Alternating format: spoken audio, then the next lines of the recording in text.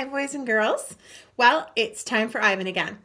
And I'm going to get right into it, but I am going to warn you that there's some things in here that are not nice to hear, but a reality of life for the animals in our book. So I do need to read them in order for us to get the full context of our book. Just wanted to give you a heads up because the last time we read, Ivan had said that he finally remembers it all. Anyway, so here we go. What they did. We were clinging to our mother, my sister and I, when the humans killed her. Then they killed my father next.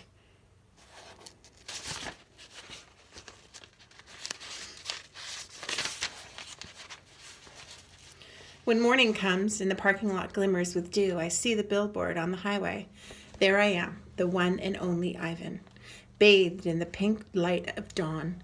I look so angry with my furrowed brow and clenched fists, the way my father did the day those men came. I am, I suppose, a peaceful sort. Mostly I watch the world go by and think about naps and bananas and yogurt raisins.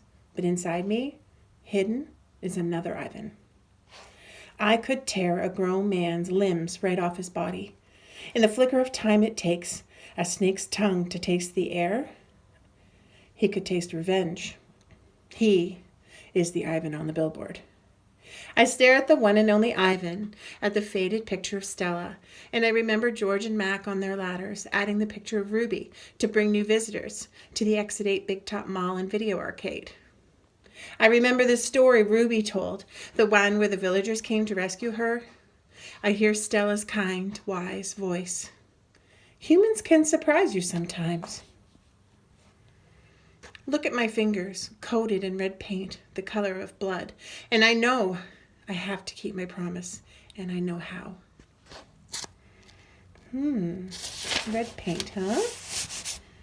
Days. During the days, I wait. During the nights, I paint.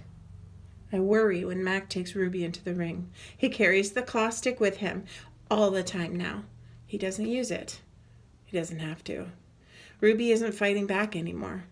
She does whatever Mac asks her to. Nights. I close my eyes. I dip my fingers into the paint. When I'm done with one piece of paper, I set it aside to dry. It's so small, just one sheet, and I'm going to need so many. I move on to the next, and the next, and the next. What is Ivan creating? Why does he need so many? He's got a plan, doesn't he? Do you know his plan? Let's just see. Hey? It's a giant puzzle, and I'm making pieces one by one. By morning, my floor is covered with paintings. I hide the paintings under my pool of dirty water before Matt can see them. I don't want them to end up in the gift store selling for $20 a piece, $25 with a frame. These paintings are for Ruby, every single one of them. Project.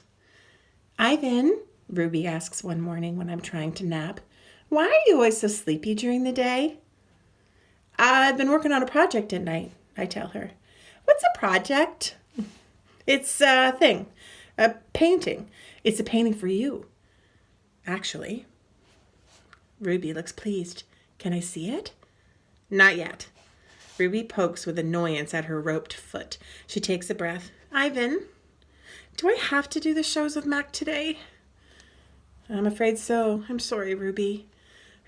Ruby dips her trunk in her bucket of water. That's okay, she says. I already knew the answer.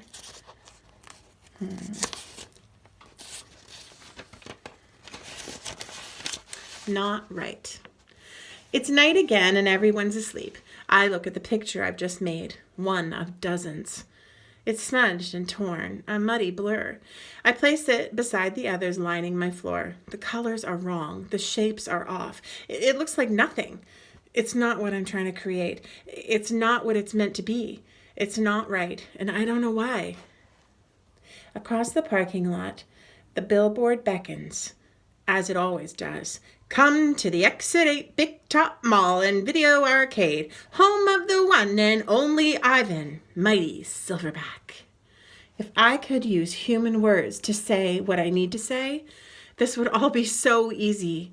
Instead, I have my pots of paint and my ragged pages. I sigh. My fingertips glow like jungle flowers. And I try again. What is he trying, you guys? What is he trying to communicate on paper with paint? Do you have any ideas what he's putting on them? Thinking. So my thought is jungle flowers on his fingertips tells me there's definitely more than one color he's using, so we can use that clue. We know he said one piece was just small and that he needed many, so he's trying to create something bigger. So those are our clues. That's what we got so far, guys. Let's keep going. Going nowhere. I watch Ruby plod around the ring in endless circles, going nowhere. More visitors have been coming, but not many. Max says Ruby's not picking up the slack after all. He says he's cutting back on our food. He says he's turning off the heat at night to save money. Ruby looks thinner to me, more wrinkled than Stella ever was.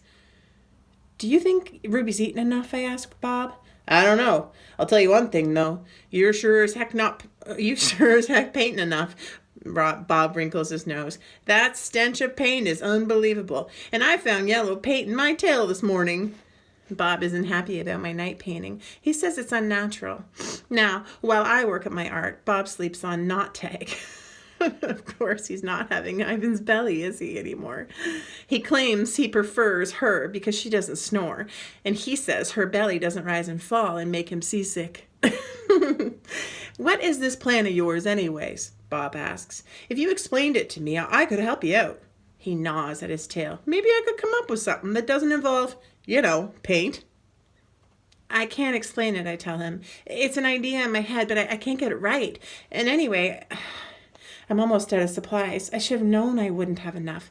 I kick at my tire swing. It's spattered with drops of blue paint. It's a silly idea. I doubt that, Bob says. Smelly, yes. Stupid? Never. Bad guys. Most of the day, I doze. Late in the afternoon, Mac approaches. Bob slips under knot tag. He prefers to keep a low profile around Mac. Mac's gaze falls on my pool. A corner of one of my paintings is visible. What's that, big guy? He asks. I calmly eat an orange, ignoring him, but my heart is racing. Mac kicks at my plastic pool. Underneath it are all the paintings. Mac yanks on one piece of paper. It slips out easily, and he doesn't seem to notice all the other paintings. The page is striped with green, which is what happens when blue paint and yellow paint get together. It's supposed to be a patch of grass. Not bad. Where'd you get the paint anyway? George's kid? He considers. I'll bet I can get 30 for this picture. Maybe even 40. Mac turns on my TV. It's a Western. There's a human with a big hat and a small gun. He has a shiny star pinned to his chest.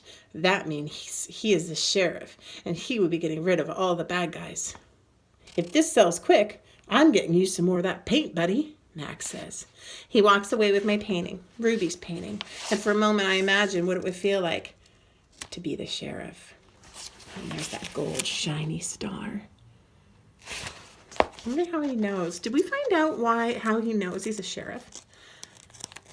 I can't remember. Ad. Good news, huh? Bob says when Mac's out of earshot. Looks like you might be getting more supplies after all. I don't want to paint for Mac, I say. I'm painting for Ruby.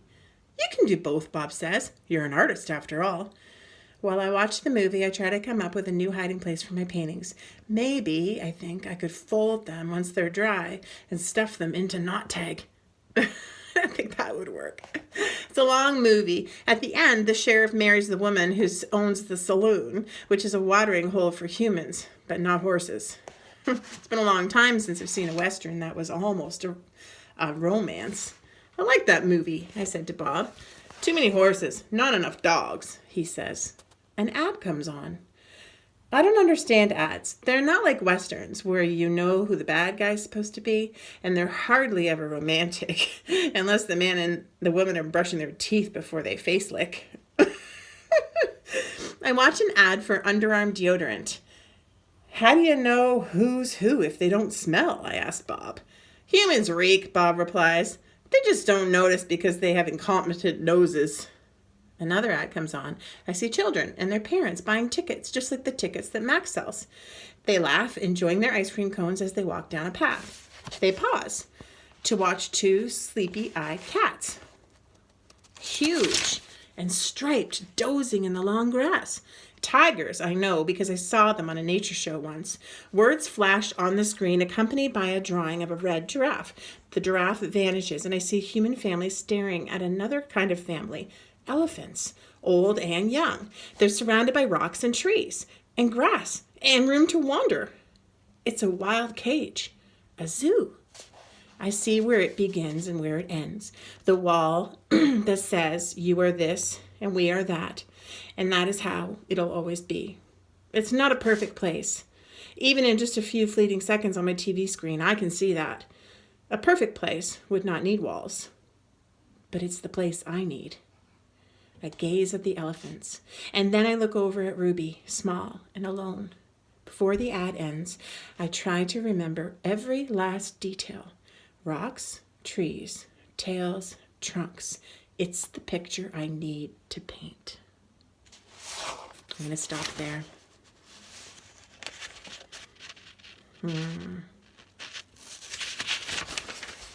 Ooh, what do you think?